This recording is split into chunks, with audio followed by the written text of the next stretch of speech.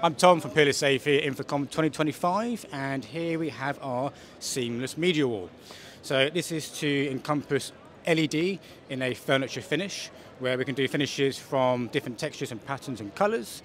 The whole point of it is to make a localised solution for all your equipment. So when we're talking about equipment, we can have for example, a 2RU rack unit. We can do component trays inside the wall, or we can even do just standard shelves, all using a push pop-out solution on the doors. They can be locked as well.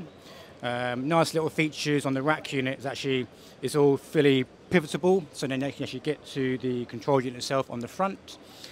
Cable management solution, so you don't get any tension on the cables. We can even add in things like VC sound bars as well.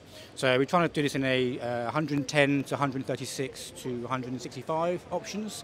So small, medium, large, how we call it. But if you have any more questions, visit us at www.peerless-av.com.